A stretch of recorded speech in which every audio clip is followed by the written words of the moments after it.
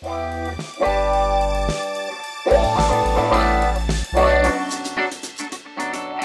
it's Steve Barrett here, the editorial director of PR Week. I'm here with another coffee break and really delighted to welcome our guest this week. It's Sade Ayodele, who is an account director at Taylor Strategy.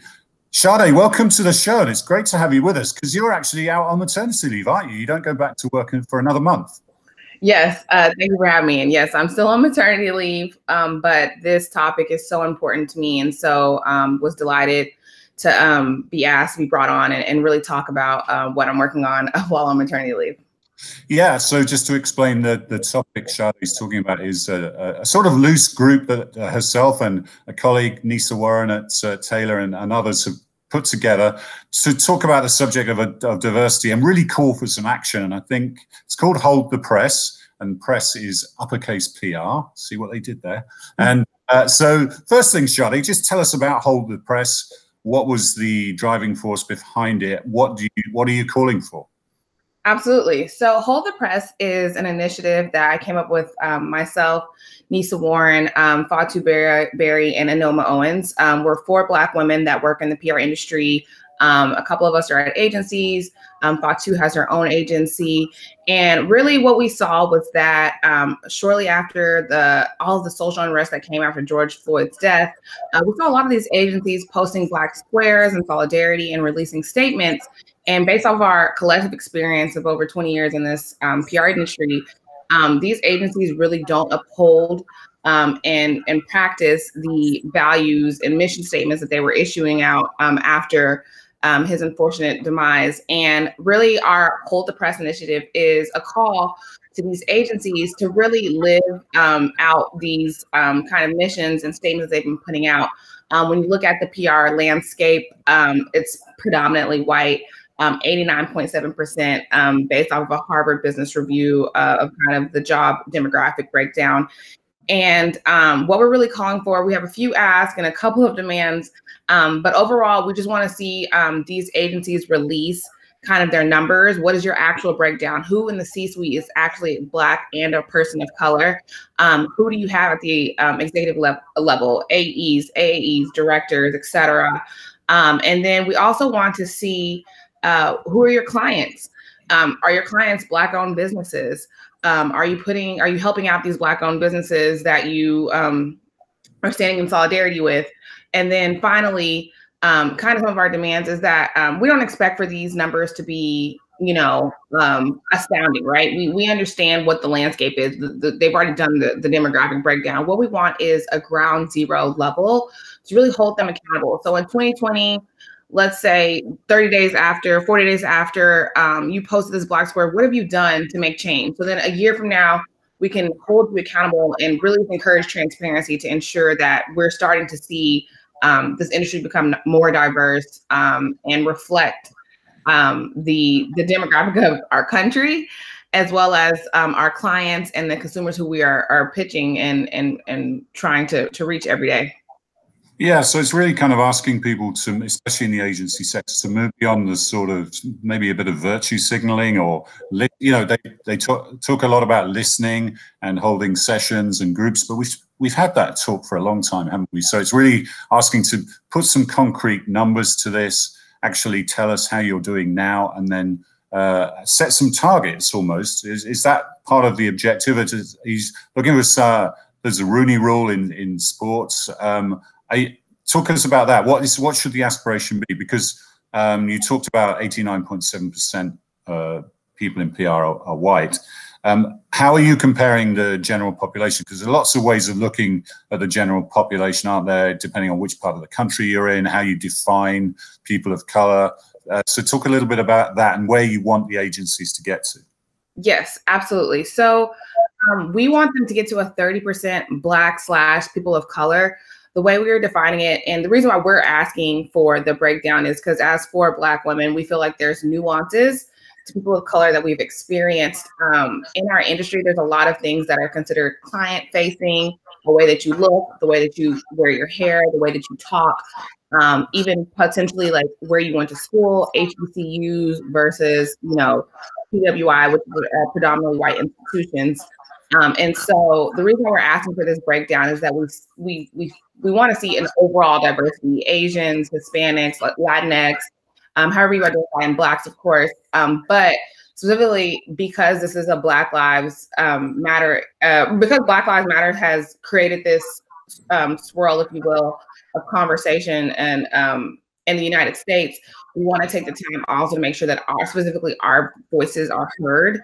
And then I think also what we're asking, another one of the demands is that moving forward, that companies have a specific initiative where they go to HBCUs and foster talent that comes from these universities, because they're oftentimes a little bit smaller than maybe your Columbia's or your Syracuse.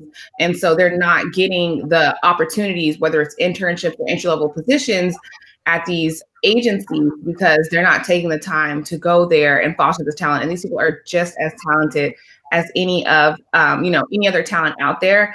And we're not asking for a handout. We're asking for equity and opportunity. Yeah, and it's good for business because there's a great amount of talent there that's not getting the opportunities that the people deserve, and it's good for business because it mirrors modern America and the consumers and the clients that you're going to be working on. So, yeah, tell us what the reaction was. You put it out onto social media. First of all, what was the reaction from people and people like yourselves, people in the industry? It's more of a young people's movement. Is that fair to say? So, tell us a bit about that. How you put it into the public domain and what the reaction was from young PR pros. Absolutely. So it's more of a, I would say, young person. And I only say that because honestly, another reason why we're calling for executives, for senior leadership, for those numbers is because there's not a lot of people that look like me beyond the director level. I've been in this industry for 10 years and I can count on one hand how many VPs, SVPs that I know that look like me at any agency. And even also on the client side, it's often very scarce.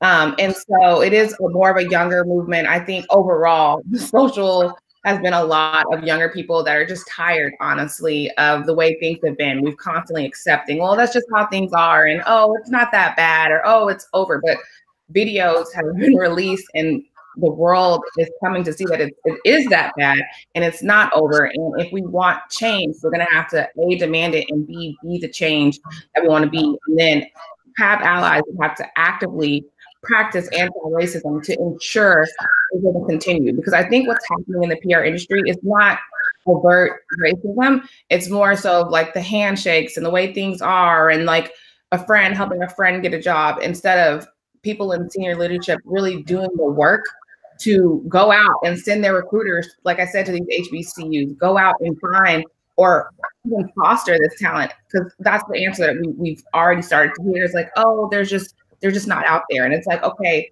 but that SAE that left your company 2 years ago could have been a director had you have given them the resources, created that environment for them to continue to grow and grow and grow.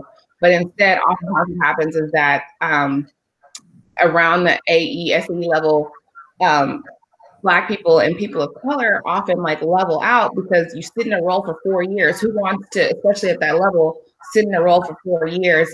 There's lots of promotion gaps. There's where a white person may, after every year, they're getting promoted, and then Black people are stalling out. And then you leave the industry because it's cost prohibitive. You can't live off the same salary for 4 years straight because that's not how the world works.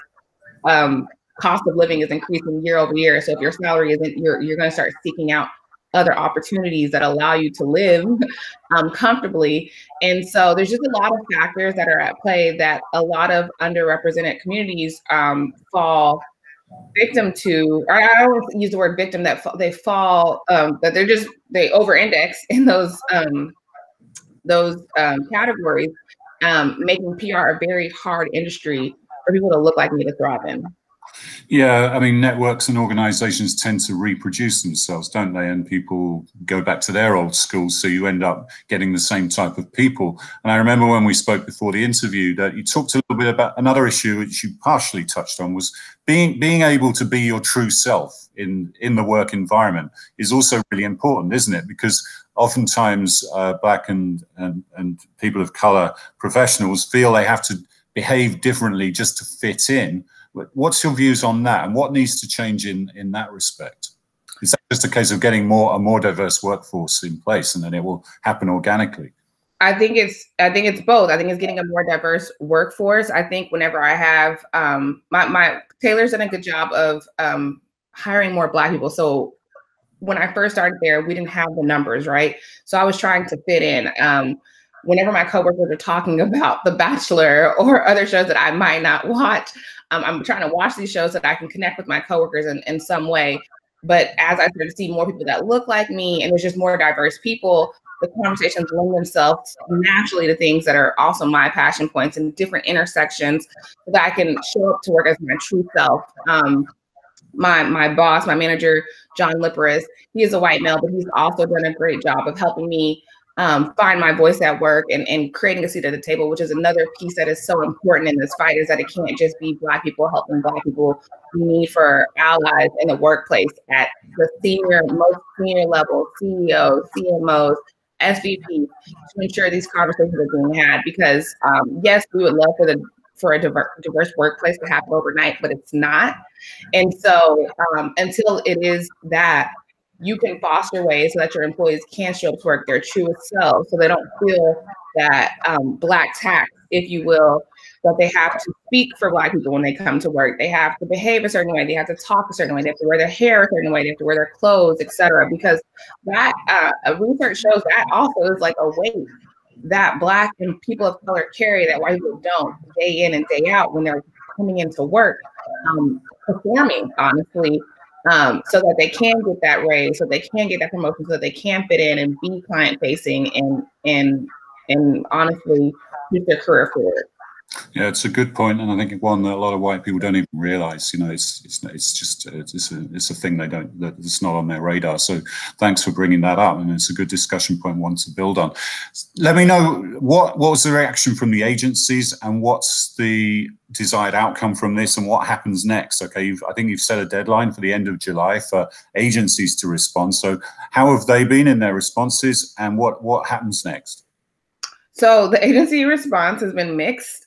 We've had a few, so I'll take a step back into our approach. We approached 60 agencies, 20 global, 20 mid-size, 20 smaller agencies, all with the same ask and demands, which you can find online at www.holdthe-press.com.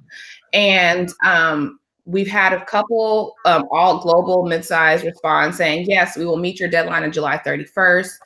We understand this is an issue that we're working on. We've heard radio silence, unfortunately, from a lot of the bigger agencies that are owned by holding companies. And then more of the mid-sized and smaller agencies that don't have the holding company kind of holding them back, if you will. They are more open in working with us. And I think what we're hoping to establish is, again, it's just like that ground zero. We want transparency. We want the numbers of where you're at on July 31st. And we want a plan for the rest of 2020. So then in 6 months, we can check your progress when you send us those numbers again. And then in 2021 and 2022 and so on and so on, because it's the only way to track true progress. And if we don't hear back, we are going to be releasing the names of all the agencies that we have not heard back from. And we will be releasing also all of the agencies who have shared their numbers, posting it on our social media, posting it on our website for everyone to see. Again, just to encourage that transparency and accountability. This isn't a threat. This is really just around transparency to encourage agencies to really be the change that they talk about. Walk the walk. Don't just talk the talk. Because what I don't want is to look back 5 years from now and things to be the same. I want for George Floyd, his unfortunate demise to not be in vain, not just for the PR industry, but all of America. And we've already started to see change in other industries and police reform and different legislation. And so I think this was just kind of that awakening, if you will, I think coupled with the pandemic, which is still going on. Many Americans were at home, tuned into their TVs with nowhere to go. And so it kind of opened up this conversation where you couldn't look away because you're stuck at home. You couldn't get busy with, your daily errands. It was kind of a catalyst or the perfect storm that allowed for this moment to happen. And we want to use this moment to ensure that in our own industry and our own daily lives, that we are also seeing change. Sounds great, Sade. Thanks for telling us all about Hold the Press. We'll put the links in the description to this article, and we look forward to plotting your progress and finding out what reaction you get, and also just staying in touch with the young, diverse professionals in the PR profession who really are driving that next generation of change. So thank you for joining us on Coffee Break. Thank you for having me, Steve.